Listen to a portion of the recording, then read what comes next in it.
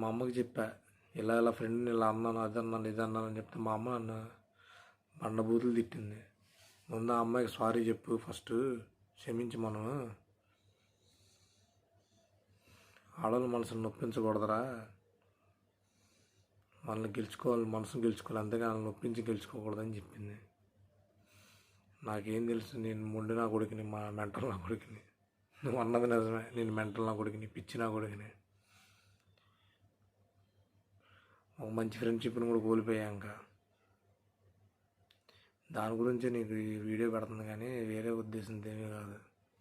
నా దరిద్రానికి నేనే మెసేజ్ చేయొద్దన్నా, నేనే కాల్ చేద్దాను కూడా అన్నా, ఎన్నెన్నో మాటలు అన్నా. ఇంకా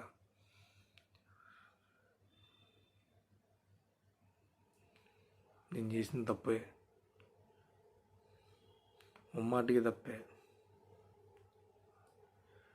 నాకు కావాల్సిందే, ఎందుకంటే నాకు జరగాల్సిందే జరిగింది. మంచి ఫ్రెండ్స్, జనాలు అందరూ ఫ్రెండ్స్, ఇలాంటి ఫ్రెండ్ ఉన్నందరూ కుళ్ళుకు దెబ్బారు. అయిపోయింది, అంతా చెడిపోయింది, మొత్తం చెడిపోయింది. నా కోపం, నా ఆవేశం అన్నీ కింద పడేసింది. ఇంకా జీవితంలో నేను తలెత్తుకోలేను నీ దగ్గర ఎప్పటికీ.